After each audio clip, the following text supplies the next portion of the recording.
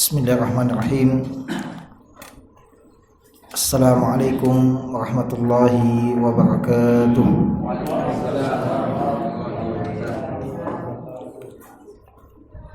Alhamdulillahi rabbil alamin. Wa bihi nasta'in ala umuri dunya waddin.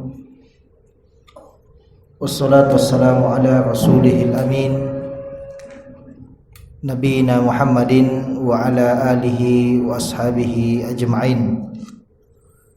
Allahumma la sahlata illa ma ja'altahu sahla wa anta taj'alul hazanata sahlata idza syi'ta. Rabbi shrah li sadri wa yassir li amri wahlul 'uqdatan min lisani yafqahu qawli. Amma ba'd, jamaah yang dimuliakan oleh Allah Subhanahu wa taala. Alhamdulillah, pada malam yang berbahagia ini kita kembali bersyukur kehadirat Allah Subhanahu wa taala atas karena rahmat dan karunia-Nya serta nikmat yang tiada hentinya kepada kita semua, sehingga pada malam hari ini kita dapat kembali bertemu dalam kajian pekanan kita. Pada pekan lalu kami minta maaf belum bisa hadir mengisi karena ada beberapa agenda kesibukan, dan alhamdulillah pada malam hari ini, pekan ini, kita dapat kembali melanjutkan kajian kita. Semoga Allah Subhanahu wa taala senantiasa memberikan kita taufik dan istiqomah di jalannya. Salat dan taslim tak henti-hentinya kita junjungkan kepada Nabi besar Rasulullah sallallahu alaihi wasallam, yang mana beliau adalah nabi dan teladan kita semuanya. Baik jamaah yang dimuliakan oleh Allah Subhanahu wa taala, pada pertemuan yang terakhir dari kajian kitab Arba'in Nawawi kita telah selesai membahas hadis yang kelima, hadis yang berkaitan dengan bid'ah. Dan insyaallah pada malam hari ini kita akan masuk ke hadis yang keenam, hadis yang tidak kalah pentingnya, yaitu hadis yang berkaitan dengan halal, haram, dan syubhat. Maka bagaimanakah bunyi hadisnya dan juga penjelasannya? Maka kita persilahkan untuk dibaca. Nah, silakan. Bismillahirrahmanirrahim.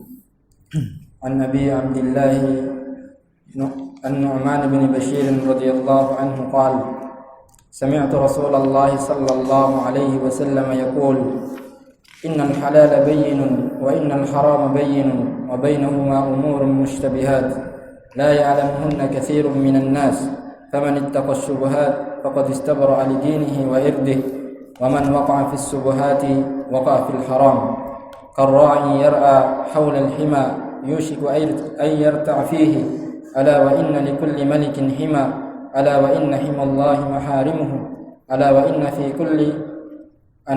وإن في الجسد مضغة وإذا صلحت صلح الجسد كله وإذا فسد الجسد كله ألا وهي القلب. رواه البخاري ومسلم.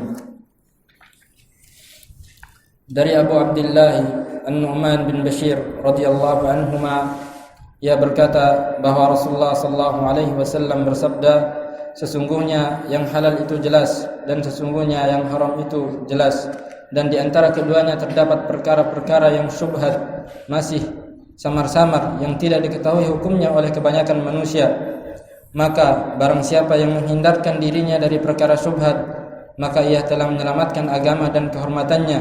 Dan barang siapa yang terjerumus ke dalam perkara syubhat, maka ia bisa terjatuh dalam perkara yang haram. Perumpamaannya melakukan syubhat seperti pengembala yang mengembalakan ternaknya di sekitar tanah yang terlarang, yang hampir-hampir ia terjerumus ke dalamnya. Ketahuilah bahwa setiap raja memiliki tanah larangan, dan sesungguhnya tanah larangan Allah Dan sesungguhnya tanah larangan Allah di muka bumi ini adalah perkara-perkara yang diharamkannya. Dan ketahuilah bahwa di dalam jasad itu terdapat segumpal daging. Jika ia baik maka seluruh jasad itu akan baik, dan jika ia rusak maka seluruh jasad akan rusak. Dan ketahuilah bahwa segumpal daging itu adalah hati. Hadis riwayat Bukhari dan Muslim. Nah, ini jamaah sekalian yang dimuliakan oleh Allah SWT, bunyi hadis yang ke-6 dalam kitab Hadis Arba'in Nawawi, yang mana hadis ini jamaah sekalian sebagaimana kita sampaikan berkaitan dengan halal, haram dan syubhat. Dan hadis ini jamaah sekalian adalah hadis yang agung. Bahkan banyak ulama yang menjadikannya sebagai salah satu dari hadis inti dalam agama. Kenapa jamaah sekalian? Karena seorang hamba, seorang manusia itu selama hidupnya itu tidak akan pernah lepas dari yang namanya hukum-hukum ini, yaitu halal, haram atau syubhat. Ya, selama kita hidup sampai kita meninggal dunia, kita selalu terkait dengan hukum ini. Maka oleh karenanya tidak heran kalau ulama kita banyak yang menjadikannya sebagai hadis inti dalam agama. Sebagaimana kita ingat-ingat pada hadis yang pertama, perkataan Imam Ahmad bin Hanbal rahimahullah ta'ala, ya, yang mengatakan bahwa salah satu min usulil Islam, 3 hadis yang menjadi usul atau pokok Islam. Hadis Umar, ya, hadis Umar innamal a'mal binniyat, sesungguhnya amalan berkaitan dengan niatnya. Kemudian hadis Aisyah yang berkaitan dengan bid'ah, man ahdatsa fi amrina hadza laisa minhu fahuwa rad, siapa yang berbuat dalam perkara kami ini bukan bagian darinya maka dia tertolak. Dan hadis Nu'man, ya, hadis Nu'man bin Bashir ini yang kita telah bacakan, yang berkaitan dengan halal dan haram. Al halalu bayyinun wal haramu bayyin, yang halal itu jelas dan yang haram itu jelas. Jadi Imam Ahmad memasukkan hadis ini sebagai hadis inti dalam Islam. Kemudian juga Imam Ishaq bin Rahuya, sebagaimana kita telah bacakan di faedah hadis yang kelima, juga menjadikan hadis ini sebagai hadis inti dalam Islam. Ya, beliau mengatakan arba'atu ahadits hiya min usuluddin, 4 hadis yang merupakan pokok dalam agama Islam. Ya, hadis Umar tentang niat, kembali lagi. Kemudian hadis Nu'man yang kita bacakan ini halal jelas, yang haram jelas. Kemudian hadis Abdullah bin Mas'ud tentang qadar, inna khalqa ahadikum yujma'u fi batni ummihi, sesungguhnya penciptaan seseorang kalian dikumpulkan di rahim ibunya. Ya, kemudian hadis yang keempat tentang bid'ah, hadis Aisyah radhiyallahu taala anha. Nah, jadi ini hadis yang sangat penting, banyak ulama yang memasukkannya sebagai inti Islam. Karena sekali lagi ia berkaitan dengan halal, haram dan juga tentang syubhat. Nah, silakan. Dalam hadis ini terdapat beberapa faedah yang dapat kita ambil. Di antaranya, 1, hadis ini adalah hadis yang termasuk hadis inti dalam agama karena di dalamnya dibahas tentang pembagian hukum yang seorang muslim tidak akan pernah lepas darinya. Bahkan Imam Abu Daud rahimahullah memasukkan hadis ini sebagai 4 hadis paling inti dalam agama. Beliau rahimahullah berkata, "Nazartu fil hadisil musnadi fa idza huwa 4,000 hadisin. Thumma nazartu fa idza madaru fa idza madaru 4,000 hadisin ala 4 ahadisin hadisun Nu'man bin Bashir al-halalu bayyin wal haramu bayyin, wa hadis Umar innamal a'malu binniyat, wa hadis Abi Hurairah innallaha tayyibun la yuqbalu illa tayyiban, wa innallaha amara al-mu'minina bima amara bihil mursalin. Al-hadisu min husnil islamil mar'i tarkuhu ma la ya'nihi. Jami'ul ulumi wal hikmah wal hikami. Nah. Yang artinya saya melihat ke hadis-hadis musnad atau sahih, ternyata ia adalah 400 hadis banyaknya, 4.000 hadis banyaknya. Kemudian saya melihat lagi kepada 4.000 hadis tersebut, maka saya mendapatkan bahwa pembahasannya tidak keluar dari 4 hadis. Hadis Nu'man bin Bashir yang halal jelas dan yang haram jelas. Hadis Umar, sesungguhnya amalan berdasarkan niatnya. Hadis Abu Hurairah, sesungguhnya Allah baik dan tidak menerima kecuali yang baik-baik saja, dan sesungguhnya Allah memerintahkan kepada orang beriman sebagaimana yang diperintahkan kepada para rasul. Dan hadis di antara tanda baik Islam seseorang adalah meninggalkan apa yang tidak bermanfaat baginya. Kitabul Jami'ul Ulum wal Hakim wal Hikam. Naam. Ya, ini jamaah sekalian, sebagaimana kita jelaskan, hadis ini adalah hadis inti dalam agama. Banyak ulama yang menjadikannya sebagai hadis inti, dan sebagaimana yang kita telah jelaskan tadi, Imam Ahmad, kemudian Imam Ishaq bin Rahuya, juga ada imam lainnya seperti yang kita sebutkan di sini, yaitu Imam Abu Daud rahimahullahu taala. Beliau mengatakan, nazartu fil hadisil musnad, aku melihat kepada hadis-hadis yang tersambung, yang ada sanadnya, artinya hadis-hadis yang sahih. Fa idza huwa arba'atu alafin hadisin, fa idza huwa arba'atu alafi hadisin, dan ternyata aku melihat ada sekitar 4.000 hadis yang betul-betul sahih dari Rasulullah sallallahu alaihi wasallam. Fa idza madaru arba'ati alaf hadisin ala arba'ati ahadis, dan dari 4.000 hadis tersebut ada 4 hadis yang paling inti, dan hadis Nu'man ini masuk ke dalamnya. Al-halalu bayyin, kata beliau, hadis Nu'man halal jelas dan haram jelas. Kemudian hadis Umar tentang niat. Kemudian hadis Abu Hurairah, innallaha thayyibun la yaqbalu illa thayyiba, sesungguhnya Allah SWT itu adalah zat yang maha baik, tidak menerima kecuali yang baik-baik saja. Ya, dan insyaallah ini hadis akan kita lewati juga insyaallah di kemudian hari, karena ada di dalam hadis arba'in. Ya, kemudian hadis yang keempat, min husni islamil mar'i tarkuhu ma la ya'nihi, di antara tanda baiknya keislaman seseorang adalah meninggalkan apa yang tidak bermanfaat baginya. Nah, ya, jadi ini kita mendapatkan lagi perkataan ulama yang memasukkan hadis ini sebagai hadis inti dalam agama Islam. Nah, silakan. Dan yang kedua, di dalam agama hukum segala sesuatu terbagi menjadi 3. Yang pertama, halal yang jelas, yaitu sesuatu yang jelas kebolehannya dan tidak mendapatkan dosa apabila seseorang melakukannya. Yang kedua, haram yang jelas, yaitu sesuatu yang jelas larangannya dan akan mendapatkan dosa apabila seseorang melakukannya. Dan yang ketiga, syubhat, yaitu sesuatu yang tidak jelas atau samar-samar antara halal atau haram. 6. Ya, dalam agama hukum itu ada 3 ya secara umum, yaitu halal yang jelas, kemudian haram yang jelas, kemudian syubhat. Ya, halal yang jelas ini banyak jamaah sekalian. Ya, apa hukum mic ini? Ini halal. HP ini apa? Halal. Air ini apa? Halal. Ya, sangat banyak sekali. Dan semua itu jelas. Ya. Kemudian ada haram yang jelas. Ya, seperti apa? Misalnya meminum minuman keras. Jelas atau tidak hukumnya ini? Jelas. Ya, memakan bangkai maitah. Jelas atau tidak hukumnya? Jelas. Ya, kemudian berzina. Jelas atau tidak hukumnya? Jelas. Ya.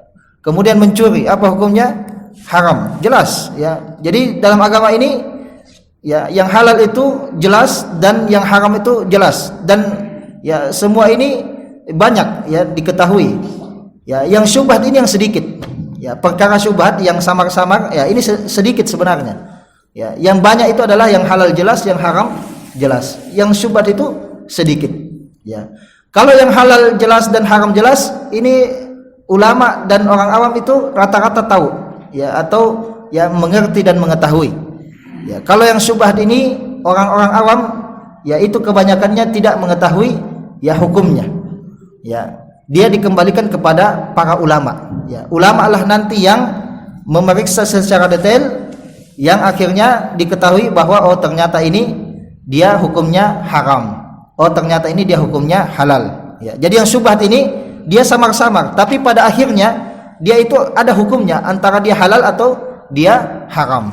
Ya, seperti itu. Jadi ini jamaah sekalian, ya, 3 hukum dalam agama, ya, yang selalu hadir di tengah kehidupan kita sehari-hari. Ya, semua yang ada di sekitar kita ini ada hukumnya. Ya, pasti ada hukumnya. Bagaimana hukum pakaian saya ini? Ya, halal atau haram? Ya, kemudian celana saya, kemudian bagaimana karpet ini, ya, dan seterusnya. Bagaimana perbuatan kita? Ya, perbuatan juga itu semua harus dicari hukumnya. Ya, apakah dia halal atau dia haram? Ya, kalau ada ya muamalah dalam jual beli, ya, atau dalam pernikahan, ya, semua juga ada hukumnya. Ya, maka ini jamaah sekalian yang dimuliakan oleh Allah SWT. Ya, sampai kita meninggal dunia, maka kita selalu terkait dengan yang namanya hukum. Ya, dan begitulah, ya, seorang muslim itu, ya, harus selalu memperhatikan hukum-hukum Allah Subhanahu wa taala dalam setiap pergerakannya, dalam setiap, ya, kehidupannya. Ya, karena, ya, kita ini di dunia jamaah sekalian bagaikan di dalam sebuah penjara. Ya, tidak boleh kita, ya, berbuat semena-mena di atas muka bumi ini. Ya, ada namanya hukum-hukum Allah Subhanahu wa taala. Ya, Nabi SAW mengatakan ad-dunya sijnul mu'min. Dunia itu adalah penjaranya seorang mukmin. Ya, wa jannatul kafir, dan surganya bagi orang kafir. Ya, kalau muslim, ya, kita mau beramal seperti ini, tiba-tiba ada larangannya, maka kita berhenti. Ya, berbeda dengan orang kafir. Kalau orang kafir itu tidak ada halal haram. Ya, makanya kita lihat, ya, mereka berbisnis, ya, tidak peduli, ya, halal haram. Ya, kalau mereka, ya, bermuamalah, ya, tidak peduli halal haram. Ya, yang penting bagaimana, ya, bisa meraih keuntungan sebanyak-banyaknya. Berbeda kita dengan kita, ya, muslim. Ya, muslim itu harus selalu perhatikan halal atau tidak. Ya, mau bekerja lihat halal atau tidak. Ya, segala sesuatu harus kita, ya, hukum dengan hukuman Allah Subhanahu wa taala. Ya, ad-dunya sijnul mu'min. Seorang muslim hidup di dunia ini bagaikan hidup di penjara. Ya, wa jannatul kafir, dan surganya orang kafir. Orang kafir itu tidak, ya, memperhatikan halal dan haram. Ya, maka ini jamaah sekalian yang dimuliakan oleh Allah Subhanahu wa taala, hendaklah kita senantiasa melihat hukum Allah Subhanahu wa taala dalam keseharian kita. Nah, silakan. Yang ketiga, hukum asal segala sesuatu selain ibadah adalah boleh dan halal. Namun kebolehan tersebut dengan catatan selama tidak ada dalil yang datang mengharamkannya. Disebutkan dalam kaidah al-aslu fil asya'il ibahah ma lam yadullu ad-dalil ala tahrimihi. Hukum asal segala sesuatu adalah boleh selama tidak ada dalil yang menunjukkan keharamannya. Nah, jamaah sekalian yang dimuliakan oleh Allah, perkara itu terbagi menjadi 2. Ibadah dan selain ibadah. Kalau ibadah itu jamaah sekalian, hukum asalnya adalah diharamkan. Berbeda dengan sebuah adat atau selain ibadah, maka hukum asalnya dia adalah boleh. Ya, kita mau beribadah jamaah sekalian, tidak boleh kita beribadah kecuali ada dalilnya. Ya, dalil yang membolehkannya. Ya, tidak boleh ada seseorang, ya, tiba-tiba membuat ibadah, ya, lalu kemudian dia katakan ini disyariatkan. Ya, kita tanya mana dalilnya? Ya, karena hukum asalnya ibadah itu terlarang. Berbeda dengan selain ibadah atau adat, kalau istilah syariatnya, ya, adat atau kebiasaan. Hukum asalnya itu boleh, ya, sebagaimana yang kita bacakan ini. Al-aslu fil asya'i al-ibahah. Hukum asalnya dalam adat, ya, segala sesuatu selain ibadah itu adalah boleh. Ya. Malam yadullu dalil ala tahrimi. Selama tidak ada dalil yang mengharamkannya. Ya, jadi kalau misalnya ini air, ya, ini selain ibadah ini, berarti hukum asalnya ini boleh. Kalau ada orang yang mau mengharamkan air, maka dia yang diminta dalil. Ya, begitu pula semua makanan, hukum asalnya itu adalah boleh. Ya, kalau ada orang yang mengharamkan sebuah makanan, maka kita tanya dia, mana dalilmu? Ya, kalau ada orang yang mau mengharamkan sebuah minuman, kita tanya dia, mana dalilmu? Ya, karena dia menyelisihi hukum asal. Ya, semua yang menyelisihi hukum asal, maka dia yang diminta dalilnya. Ya, kalau ada orang yang menetapkan ibadah sebagaimana kita, ya, jelaskan tadi, maka dialah yang diminta dalil. ya, karena hukum asalnya ibadah itu adalah terlarang, ya. Maka ini jamaah sekalian yang dimuliakan oleh Allah Subhanahu wa taala, ya, hukum asal ibadah itu adalah dilarang, ya, kecuali ada dalil. Kenapa kita ini sholat? Karena ada dalilnya. Kenapa kita puasa Ramadan? Karena ada dalilnya. Kenapa kita tawaf di Ka'bah 7 kali? Ya, karena ada dalilnya. Kalau tidak ada dalilnya, jangan tawaf. Ya, jadi selama itu ada dalilnya dalam ibadah itu boleh. Tapi kalau tidak ada, jangan. Ya, berbeda dengan adat dan kebiasaan. Ya, jual beli. Ya, jual beli hukum asalnya itu adalah boleh. Ya, tidak boleh kita mengharamkan sebuah jual beli kecuali ada dalilnya. Ya, maka kita ya tanya kepada orang yang misalnya mengharamkan jual beli tertentu, ya apa dalilmu? Ya, kemudian dia mengatakan, oh ini ada ribanya, ya, dan riba itu dilarang oleh Allah Subhanahu wa taala. Maka kita bisa pindah dari hukum asal kepada ya hukum yang diharamkan tadi. Ya, hukum asalnya boleh, tapi karena ada dalilnya sehingga dia berubah hukum asalnya. Ya, seperti itu. Jadi ini jamaah sekalian yang harus kita ya ketahui. Nah, silakan. Yang keempat, adapun dalam hal ibadah maka hukum asalnya adalah haram dan tidak diperbolehkan kecuali bila mana ada dalil yang memperbolehkannya. Ulama kita membuat kaidah al-aslu fil ibadati at-tahrimi ma lam yadullu at-tahrim. Naam. Ma lam yadullu dalil ala masyru'iyyatiha. Naam. Hukum asal ibadah adalah diharamkan selama tidak ada dalil yang menunjukkan tentang pensyariatannya atau kebolehannya. Naam. Ya, sebagaimana yang telah kita jelaskan. Naam, silakan. Yang kelima, syubhat adalah perkara yang samar-samar hukumnya antara halal atau haram, namun pada akhirnya ia akan kembali kepada salah satu dari dua hukum tersebut, dan tidaklah ada yang mengetahuinya kecuali segelintir saja dari golongan manusia, yaitu para alim ulama atau orang yang berilmu. Nah, ya, di samping halal yang jelas dan haram yang jelas, ada yang namanya syubhat. Ya, yang dia itu samar-samar, apakah dia itu haram, apakah dia itu halal. Ya, maka ini jamaah sekalian, biasanya para orang awam itu tidak mengetahuinya. Maka dia harus bertanya kepada alim ulama. Ya, ditanyakan, karena alim ulama mereka lah yang memeriksa ya sebuah perkara lalu kemudian menghukuminya. Nah, ya, maka di sini Nabi SAW ya mengatakan tentang syubhat, la ya'lamuhunna katsirun minan nas. Ya, syubhat itu tidak diketahui oleh banyak manusia. Ya, artinya apa? Ya, segelintir manusia saja yang mengetahui yang namanya syubhat. Ya, siapakah itu? Yaitu para ulama. Dan kita jamaah sekalian, dalam perkara syubhat, kalau ada sesuatu yang syubhat, lebih baik kita tinggalkan. Ya. Dan ini bagian daripada kita menjaga agama dan kehormatan kita. Misalnya kita ya diajak untuk berbisnis.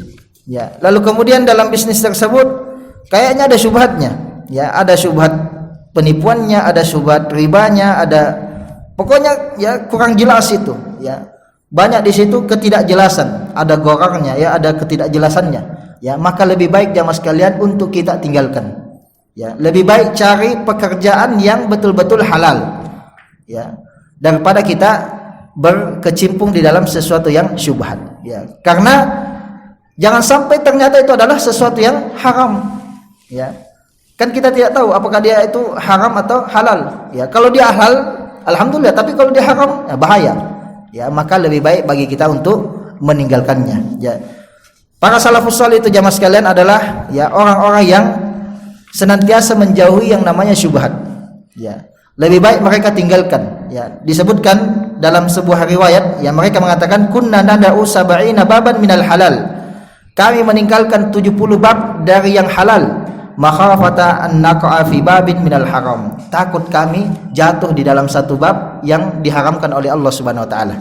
Ya, artinya apa? Lebih baik ya kita tinggalkan 70 bab yang halal, ya kalau di situ ada kemungkinan syubhatnya, haramnya, ya daripada kita ya jatuh di dalam satu ya hal yang betul-betul diharamkan oleh Allah Subhanahu wa taala, ya atau ya jangan sampai itu ya diharamkan oleh Allah Subhanahu wa taala. Nah, ya maka ini jamaah sekalian yang dimuliakan oleh Allah Subhanahu wa taala, ya.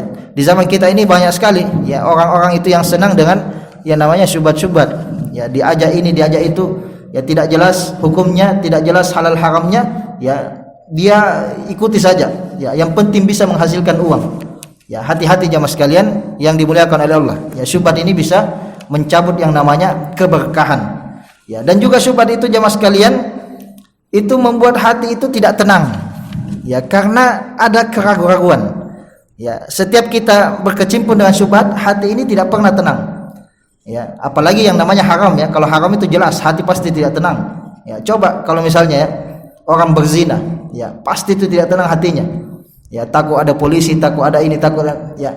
Tapi coba ya yang halalan thayyiban, ya sangat ya percaya diri, misalnya check in di hotel, ya masuk kamar sangat percaya diri karena istrinya halal. Ya, tapi kalau haram ya maka ya pasti dia ragu-ragu, ya dia takut, ya. Itu kalau haram. Begitu juga dengan yang namanya syubhat. Ya pasti tidak tenang, ya pasti tidak tenang dia punya hati. Tapi kalau halal yang jelas, ya pasti itu hati akan tenang, ya. Maka jamaah sekalian yang dimuliakan oleh Allah, ya hati-hati kita di zaman ini, ya lebih baik kita meninggalkan syubhat, ya. Imam Bukhari rahimahullah taala, ya sebagaimana mungkin sudah pernah kita sampaikan kisahnya, ayahnya itu sebelum meninggal ditanya, apa yang engkau tinggalkan untuk anakmu Bukhari? Ya, maka beliau mengatakan, saya tidak meninggalkan sesuatu kecuali saya mengetahui dengan ya ilmu yakin bahwa setiap yang masuk ke dalam mulutnya Imam Bukhari, ya itu adalah sesuatu yang betul-betul halal, ya betul-betul tidak ada syubhat di dalamnya. Ya, begitu pula ada kisah jamaah sekalian, ya kalau tidak salah ini adalah kisah antara ya Imam Syafi'i dan Imam Ahmad. Ya, Imam Syafi'i suatu ketika bertamu ke rumahnya Imam Ahmad, ya rahimahullah taala. Ya, lalu kemudian ya beliau disuguhkan makanan, lalu kemudian beliau Imam Syafi'i makan dengan lahapnya, ya sangat lahap sekali. Makan sangat banyak, lebih dari biasanya. Ya, lalu kemudian ya ditanya, ya kenapa wahai Imam engkau begitu lahapnya makan di rumahnya Imam Ahmad? Ya, tidak seperti ini biasanya engkau makan. Ya, maka Imam Syafi'i mengatakan, ya saya betul-betul yakin bahwa makanan yang disuguhkan oleh Imam Ahmad ini betul-betul halal. Ya, makanya saya itu ya begitu lahap. Ya, makan di rumahnya Imam Ahmad. Ya, begitu jamaah sekalian ya. Kalau halal itu betul-betul mendatangkan ya ketenangan, ya. Tapi coba kalau kita masuk di ya restoran di barat misalnya, ya kita itu pasti selalu ragu-ragu. Ya jangan-jangan ada minyak anunya ini. Ya jangan-jangan piringnya ini belum dibersihkan. Jangan-jangan selalu takut-takut dirasa, ya. Tapi kalau kita masuk ke rumahnya seorang muslim taat beribadah, kita tahu dia tidak pernah ya mengambil uang yang haram, ya kita begitu enak itu kita makan. Ya seperti itu. Maka ini jamaah sekalian yang dimuliakan oleh Allah SWT, hindarlah yang namanya syubhat, apalagi yang namanya haram. Nah, silakan. Yang keenam, hal yang bersifat syubhat akan selalu melahirkan keraguan dalam hati. Oleh karenanya, hendaklah bagi setiap muslim untuk senantiasa berusaha menghindarinya. Hal ini karena Nabi sallallahu alaihi wasallam bersabda, "Da' ma yaribuka ila ma la yaribuka." Rawahu Tirmidzi wan Nasa'i. Tinggalkanlah yang meragukanmu menuju hal yang tidak meragukanmu. Hadis riwayat Tirmidzi dan Nasa'i. Nah, ya sebagaimana yang kita sampaikan tadi, ya syubhat itu akan selalu melahirkan yang namanya keraguan-raguan. Ya. Dan Nabi SAW jamaah sekalian itu ya mengarahkan kita dan mengajarkan kita ketika ada sesuatu yang ragu-ragu dan ada sesuatu yang yakin, maka kita harus mengambil sesuatu yang yakin tersebut. Ya, jangan ambil yang meragukan. Ya, misalnya di ya atas meja ya ada sebuah makanan, satunya meragukan kehalalannya, ya satunya lagi ya betul-betul kita yakin itu halal. Ya, misalnya kalau kita di barat itu ya ada daging misalnya, kita ragu-ragu apakah ini halal atau tidak. Ya, di sampingnya ini ada telur. Ya, telur ini telur rebus lagi, bukan telur apa yang digoreng, ya. Maka ya ambillah itu telur rebus, ya, karena insya Allah kita yakin ya bahwa ini ya dimasak dengan cara yang halal, ya, karena tidak ada minyaknya, ya, kemudian cuma dimasak dengan air, ya, maka ambillah yang meyakinkan. Adapun yang meragukan ini kita tinggalkan.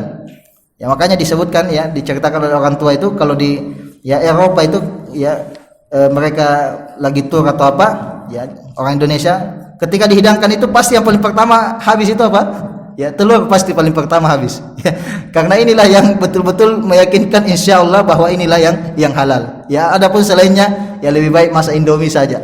Ya daripada ambil ya daging. Ya, karena jangan sampai itu ada ya syubhatnya di dalamnya. Ya, maka ini jamaah sekalian yang dimuliakan oleh Allah, ya ambillah sesuatu yang yakin, ya dan tinggalkanlah sesuatu yang meragukan. Ya, dan ini adalah kaidah besar dalam agama. Ya, makanya disebutkan oleh para ulama, ya salah satu dari kaidah besar agama itu adalah al-yakinu la yuzalu bisyak. Ya, yang yakin itu tidak dihapuskan dengan sesuatu yang meragukan. Ya. Contohnya banyak ya, seperti misalnya ketika kita sholat. Ya, ketika kita sholat, ya kadang-kadang itu jamaah sekalian kita merasa apakah kita ini keluar angin atau tidak. Ya, ini terjadi ya pada kita dan terjadi juga pada sahabat. Ya, karena ini ya ada ya pertanyaan sahabat seperti ini kepada Nabi. Ya Rasulullah, seseorang melihat ya dalam dirinya ketika sholat dia ragu-ragu apakah keluar angin atau tidak. Ya, maka Nabi SAW ya mengatakan la yansarif hatta yasma'a sautan aw yajida rihan. Ya, jangan dia tinggalkan salatnya sampai dia betul-betul yakin ya bahwa salatnya itu batal, bahwa keluar betul-betul angin. Ya, dengan apa tandanya? Yaitu dengan mendengar suara atau ada bau. Ya.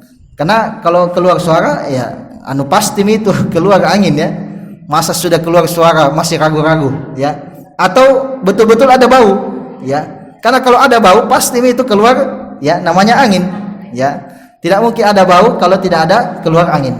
Ya, seperti itu. Ya, jadi Nabi SAW mengatakan, ya jangan keluar tinggalkan sholat sampai betul-betul yakin sholatnya batal. Tapi kalau masih ragu-ragu, ya maka tetap lanjutkan sholat. Ya, seperti itu. Karena kita ambil sesuatu yang yakin, tinggalkan yang meragukan. Karena kita masuk dalam sholat dalam keadaan yakin bahwa kita suci.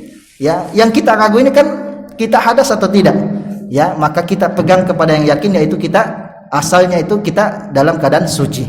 Ya, begitu pula jamaah sekalian, ya ketika kita misalnya sholat, ya kita sholat sendiri misalnya sholat sunnah, ya kita ragu, ini kita sholat sudah 2 rakaat atau masih 1 rakaat ini, ya kadang-kadang seperti ini jamaah sekalian. Ya, maka kata Nabi SAW, ya hendaklah membangun sholatnya itu dengan sesuatu yang yakin. Ya, dan yang yakin itu adalah 1 rakaat. Ya, yang 2 rakaat ini masih meragukan. Ya, maka tambah lagi 1 rakaat. Ya, kalau kita jamaah sekalian, ya sholat sendiri misalnya, ya di rumah kita, ya kita belum sempat sholat jamaah, sholat sendiri, ya kemudian sholat kita sholat isya. Ya, kita ragu, apakah kita ini sudah sholat 4 rakaat atau 3? Ya, maka yang mana kita ambil jamaah sekalian? Yang 3. Ya, karena itu yang meyakinkan. Ya, yang rakaat keempat ini kita ragu. Ya, maka kita ambil ya pendapat bahwa kita ini yakin betul-betul sudah 3 rakaat. Ya, maka kita tambah lagi 1. Ya, maka kita tambah lagi 1 rakaat. Ya, maka begitulah jamaah sekalian. Ya, kita harus mengambil sesuatu yang ya betul-betul meyakinkan, tinggalkan yang meragukan. Ya, contohnya lagi yang disebutkan oleh para ulama. Ya, misalnya ada ya seseorang mau menikahi seorang wanita di sebuah kampung, ya anggaplah di kampung kita di sini di UNEM, ya orang ini mau menikahi seorang wanita di UNEM, ya tapi dia ada sedikit keraguan. Kenapa? Karena di UNEM dulu ini, ya rata-rata itu gadis-gadisnya dulu disusui ya oleh ibunya, ya ketika kecil, ya tapi dia sudah tidak tahu lagi yang mana saudari sepersesuannya atau bukan. Ya, jangan-jangan nanti dia menikahi dengan saudari sepersesuannya, ya yang pernah disusui oleh ya ibunya, ya dan diharamkan untuk menikah dengan saudari sepersusuan. Ya, maka kata para ulama lebih baik dia jangan menikah di situ. Ya, cari saja di kampung yang lain yang betul-betul tidak ada syubhat ya bahwa itu adalah ya bukan mahramnya, betul-betul wanita ajnabi. Ya, karena ya kita itu harus mengambil kepada sesuatu yang betul-betul meyakinkan dan tinggalkan sesuatu yang meragukan. Ya, begitu pula jamaah sekalian misalnya, ya kita punya baju misalnya, ya kita yakin betul bahwa ada percikan ya air kecil dari anak kita ya yang tertumpah di baju kita. Tapi kita tidak tahu yang mana ini, di sinikah atau di sinikah atau di sinikah. Ya, tapi kita yakin ada ya najis yang masuk ke dalam baju kita. Maka kata para ulama, ya sebagai bentuk kita ambil yang yakin, maka kita cuci saja semuanya. Ya, kalau betul-betul kita tidak tahu di mana tempatnya. Ya, karena kita ragu di mana tempatnya, tapi kita yakin bahwa ada ya najisnya, maka kita cuci semuanya. Ya, maka ini jamaah sekalian adalah kaidah yang ya sangat luar biasa. Ya, hendaklah seorang muslim itu selalu berpegang dengan yang namanya yakin dan meninggalkan yang namanya keraguan. Ya, karena keraguan itu ya membuat hati itu tidak tenang. Nah, silakan. Ya, dan inilah yang disebut dengan syubhat. Silakan dilanjut. Yang ketujuh, siapa yang menghindari syubhat maka sesungguhnya ia telah menjaga agama dan kehormatannya. Nah, ya, kata Nabi SAW dalam hadis ini, faman ittaqas syubhat faqad istabra'a li dinihi wa irdihi. Ya, siapa yang menghindari syubhat maka sesungguhnya ya dia telah menyelamatkan agama dan kehormatannya atau menjaga agama dan kehormatannya. Nah, silakan. Yang kedelapan, lebih baik bagi seorang untuk senantiasa meninggalkan hal-hal yang syubhat. Hal ini karena orang yang berbuat syubhat ditakutkan bagi mereka jatuh ke dalam hal-hal yang diharamkan oleh Allah. Dan perumpamaan mereka adalah seperti perumpamaan seorang pengembala yang mengembalakan hewan ternaknya di sekitar tanah larangan milik penguasa, dan bisa saja hewan-hewan tersebut masuk ke dalam tanah larangan tersebut. Nah, ya, hendaklah kita ini menjauhi yang namanya syubhat. Ya, karena syubhat ini ya bisa jadi kita justru jatuh ke dalam yang namanya sesuatu yang haram. Ya, dan perumpamaan bermuamalah dengan syubhat itu bagaikan perumpamaan seseorang yang menggembalakan kambingnya ya di sekitar tanah yang terlarang. Namanya kambing ini kan liar, ya bisa jadi dia malah masuk ke dalam tanah terlarang ini. Ya, maka ini jamaah sekalian, ya seperti itulah syubhat. Dia itu sangat tipis antara yang halal dan haram. Ya, dia menggembalakan kambing ya betul-betul pas ya di samping tanah yang terlarang. Ya, dan ditakutkan kambing ini langsung masuk ke dalam ya tanah yang diharamkan ya untuk dimasuki. Ya, maka begitulah jamaah sekalian, kalau ada syubhat ya maka kita tinggalkan, kita jauh-jauhi ya agar supaya kita tidak masuk ke dalam yang namanya perkara yang diharamkan oleh Allah Subhanahu wa taala. Hal ini sebagaimana yang disebutkan oleh Nabi dalam hadis ini, kara'iyar haulal hima. Ya, sebagaimana seperti seorang penggembala yang menggembala di sekitar hima, ya tanah terlarang. Yushiku an yarta'a fihi. Ya, maka ditakutkan ya gembalanya tersebut masuk ke dalam tanah terlarang tersebut. Ya, maka tinggalkanlah yang namanya syubhat. Nah, silakan. Yang 9, para ulama salaf kita adalah orang-orang yang senantiasa menghindari perkara-perkara syubhat. Mereka berkata, kunna nad'u sab'ina baban minal halal makhafata an naqa'a fi babin minal haram. Kami meninggalkan 70 bab dari yang halal karena takut terjatuh dalam satu bab yang diharamkan. Nah, ya inilah yang disebut dengan wara. Ya, wara itu artinya ya meninggalkan sesuatu yang syubhat ya dan memilih sesuatu yang betul-betul jelas kehalalannya. Ya, inilah yang disebut dengan sifat wara. Ya, kalau para salafus saleh itu meninggalkan 70 bab yang ada kemungkinan halalnya ya karena takut ya jangan sampai ada kemungkinan ya satu bab di situ haram. Ya, kalau kita ini beda lagi.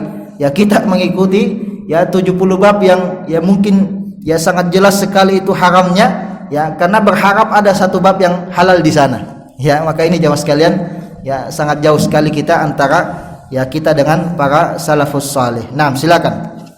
Yang ke-10, Allah memiliki tanah larangan di muka bumi ini, dan tanah larangan Allah adalah hal-hal yang diharamkannya. Nah, ya syubhat itu dan sesuatu yang haram ya itu adalah tanah larangan Allah Subhanahu wa taala. Ya, maka jangan sekali-kali masuk ke dalam tanah yang dilarang oleh Allah Subhanahu wa taala. Nah, silakan. Yang ke-11, baik dan buruknya manusia tergantung pada baik dan buruknya hatinya, baik dan buruknya hatinya. Bila hatinya baik maka niscaya ia akan menjadi manusia yang baik. Namun bila hatinya buruk maka niscaya ia akan menjadi manusia yang buruk. Nah, ya sebagaimana cerminan hatinya. Nah, ya sebagaimana yang disebutkan oleh Nabi sallallahu alaihi wasallam. Ya, ala wa inna fil jasadi mudghah. Ya, ketahuilah di dalam jasad itu ada segumpal daging. Idza saluhat saluhal jasadu kullu. Apabila segumpal daging ini baik maka jasadnya juga akan membaik menjadi baik ya. Wa idza fasadal jasadu kullu. Dan apabila segumpal daging ini rusak ya maka ya perbuatannya juga akan rusak ya. Dan apakah segumpal daging ini? ala wahiya al-qalb. Ya, dan tidaklah ia kecuali dia adalah hati. Ya, maka ini jamaah sekalian yang dimuliakan oleh Allah Subhanahu wa taala, hendaklah ini kita senantiasa menjaga yang namanya hati. Ya, karena hati ini adalah cerminan perbuatan seseorang. Ya, kalau ada seseorang yang berbuat maksiat dan keburukan, maka itu mencerminkan bagaimana hatinya. Kalau ada orang yang berbuat kebaikan, maka itu mencerminkan bagaimana di dalam hatinya. Ya, karena tidaklah ya sebuah bejana atau teko itu menumpahkan ya kecuali sesuai dengan apa yang ada di dalamnya. Ya, sebagaimana disebutkan oleh para ulama, al-ina'u yandahu bima fihi. Ya, teko bejana itu menumpahkan sesuai dengan apa yang ada di dalamnya. Kalau yang di dalamnya itu adalah kopi, maka yang keluar itu apa jamaah sekalian? Pasti juga kopi. Ya, tidak mungkin isinya kopi yang keluar susu. Ya, sebaliknya kalau isinya susu tidak mungkin keluar yang namanya kopi. Ya, kalau ada orang yang suka berbicara kotor, ya, maka itu menunjukkan hatinya. Ya, kalau ada orang yang suka ya berbuat dengan perbuatan keji dan mungkar, ya maka itu menggambarkan hatinya. Ya, maka ini jamaah sekalian, ya perlunya kita untuk semua menjaga hati. Ya. Saat ini jamaah sekalian banyak orang-orang yang ya berbuat maksiat lalu kemudian dia mengatakan, kamu kan tidak tahu apa dalam hatiku. Ya, ketika ditanya, ya wahai ya pakailah jilbabmu. Ya, dia bilang, ya kamu ini sok suci, kamu kan tidak tahu iman di dalam hati saya.